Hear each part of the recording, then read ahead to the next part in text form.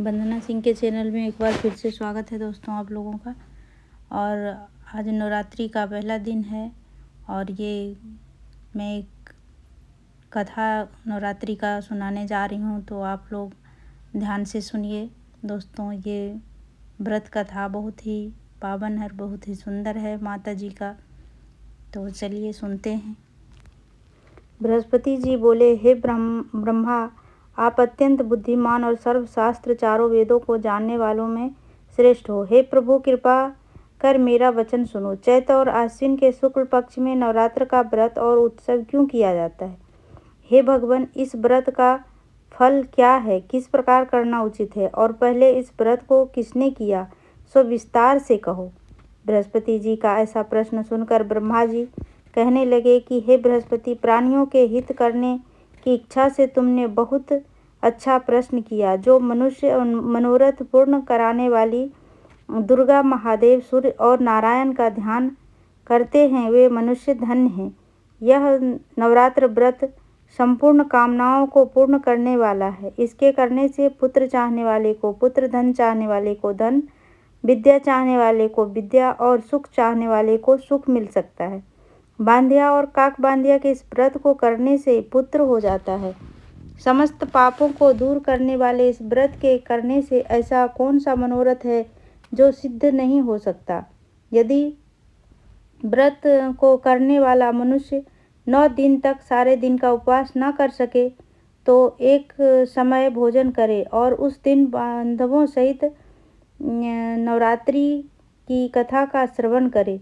और जो लोग इतना भी न कर सकें वह प्रतिपदा एवं अष्टमी को व्रत करें। हे बृहस्पति, जिसने पहले इस महाव्रत को किया उसका पवित्र इतिहास मैं तुम्हें कहता हूँ। मनोहर नगर में एक अनाथ नाम का ब्राह्मण रहता था। वह भगवती दुर्गा का भक्त था। उसके संपूर्ण सद्गुणों से युक्त सुमति नाम की एक अत्यंत सुंदर पुत्री पैदा हुई। वह कन्या अपने पिता के घर बालकपन में अपनी सहेलियों के साथ क्रीड़ा करती हुई इस प्रकार बढ़ने लगी जैसे शुक्ल पक्ष में चंद्रमा की कला बढ़ती है। उसका पिता प्रतिदिन जब दुर्गा की पूजा और होम करता था, उस समय वह भी नियम से वहां उपस्थित होती थी। एक दिन वह सुमति अपनी सखियों के साथ खेलने लग गई और भगवती के पूजन में उपस्थित नहीं हुई। उसके पिता को पुत्री की ऐसी असावधानी देखकर क्रोध आया और पुत्री से कहने लगा कि हे दुष्ट पुत्री, आज सुबह तूने भगवती का पूजन नहीं किया, इस कारण मैं किसी कुष्ठी और दरिद्र मनुष्य के साथ तेरा विवाह करूंगा। इस प्रकार कुमति पिता का वचन सुनकर सुमति को बड़ा दुख हुआ और पिता से कहने लगी कि हे पिताजी, मैं आपकी कन्या हूँ, मैं आपके सब तरह अधीन हूँ।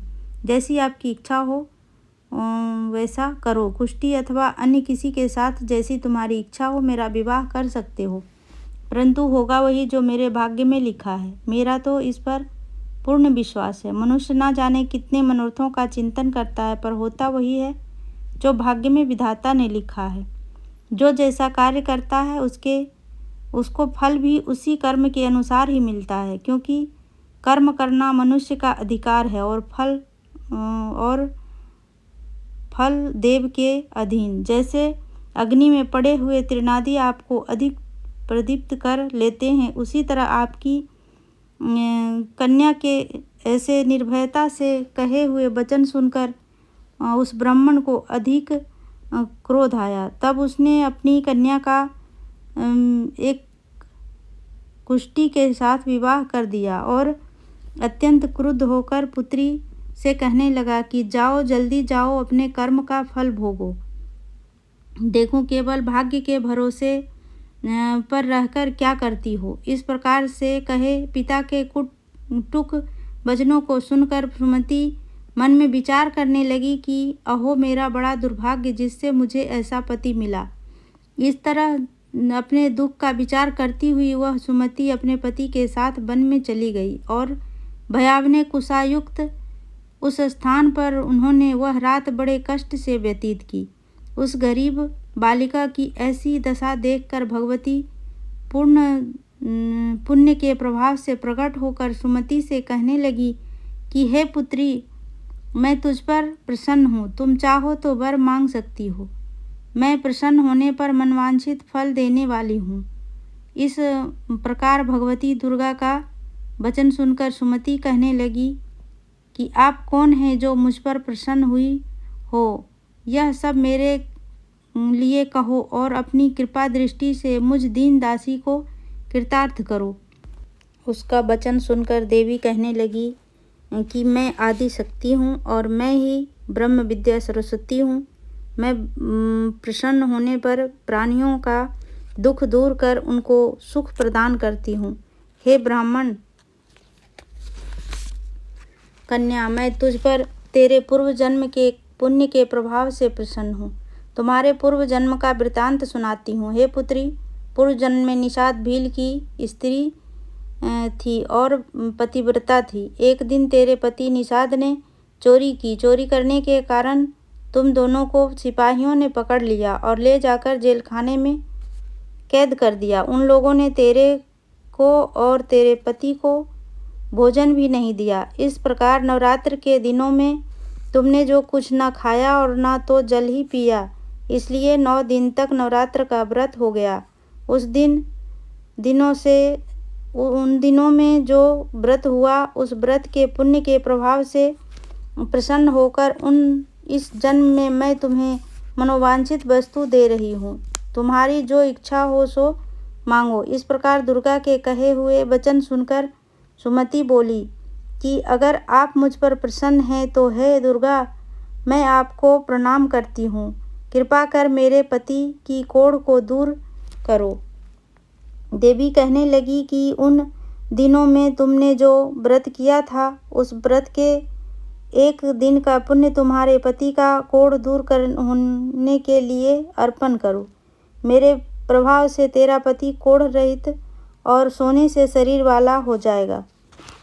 ब्रह्मा जी बोले कि इस प्रकार देवी के वचन सुनकर वह ब्राह्मण कन्या बहुत प्रसन्न हुई और पति को निरोग करने की इच्छा ठीक है ऐसा कह अपने पूर्व जन्म के किए हुए नवरात्र व्रत के एक दिन का पुण्य अपने पति को अर्पण किया। तब उसके पति का शरीर भगवती की कृपा से कुष्ठहीन होकर अति कांति युक्त हो गया। सुमति अपने पति की मनोहर देह को देखकर आत्मविभोर हो उठी। माँ की अनन्य कृपा से उसकी आंखों में अश्रु निकल आए और परम श्रद्धा विश्वास के साथ जगत जननी की इस प्रकार स्तुति करने लगी। हे दुर्गा, आप दुर्गति को दूर करने वाली, रोगी मनुष्यों को निरोग करने वाली, प्रसन्न होने पर मनोवांछित वस्तु को देने वाली और दुष्ट मनुष्यों का नाश करने वाली हो। तुम ही सारे जगत की माता और पिता हो। हे अम्बे, मुझ अपराध रहित अबला को मेरे पिता ने कोढ़ी मनुष्य के साथ विवाह कर मुझे घर से निकाल दिया। आपने ही मेरा इस आपत्ति रूपी समुद्र से उद्धार किया है। हे देवी, आपको प्रणाम करती हूँ। मुझ दीन की रक्षा करो। ब्रह्मा जी बोले। उससे की हुई स्तुति सुनकर देवी को बहुत संतोष हुआ और वह बोली, हे पुत्री, तेरे उद्दालक नाम का अति बुद्धिमान, धनवान, कीर्तिवान और जितेंद्रिय पुत्र शीघ्र उत्पन्न होगा। ऐसा भगवती दुर्गा का वचन सुनकर सुमति बोली, हे भगवती दुर्गा, आप अगर मुझ पर प्रसन्न हैं तो कृपा कर मुझे नवरात्रि विधि, व्रत विधि और उसके फल को बताइए। इस प्रकार ब्राह्मणी के कहे हुए वचन सुनकर देवी कहने लगी कि हे ब्राह्मणी, तुम्हारे लिए संपूर्ण पापों को दूर करने वाली नवरात्र व्रत की विधि को बतलाती हूँ, जिसको सुनने से तमाम पापों से छूटकर अंतकाल में मोक्ष की प्राप्ति हो जाती है। और अब दोस्तों, ये चैत एवं आश्विन मास के शुक्ल पक्ष की प्रतिपदा से लेकर 9 दिन तक विधि पूर्वक व्रत कैसे करते हैं ये बताती हूँ। यदि दिन भर का व्रत ना कर सके तो एक समय भोजन करें। पढ़े लिखे ब्राह्मणों से पूछकर घट स्थापना करें और वाटिका बनाकर उनको प्रतिदिन जल से सींचें। महाकाली, महालक्ष्मी और महासरस्वती इनकी मूर्तियाँ बनाकर इनको नित्य विधि सहित पूजा करें और पुष्पों से विधि पूर्वक अर्घ्य दें। बिजोरा के पुष्प से अर्घ्य देने से रूप की प्राप्ति होती है। जायफल से कृति, दाख से कार्य की सिद्धि होती है। आंवले से सुख और केले से भूषण की प्राप्ति होती है। इस प्रकार फलों से अर्घ्य देकर यथाविधि हवन करें। खंड, घी, गेहूँ, शहद, जौ, तिल, बिल्व, नारियल, दाख और कदम इनसे हवन करें। गेहूँ से होम करने से लक्ष्मी की प्राप्ति होती है। खीर और चंपा के पुष्पों से धन और फल पत्तों से तेज और सुख की प्राप्ति होती है। आंवले से कृति और केले से पुत्र की प्राप्ति होती है।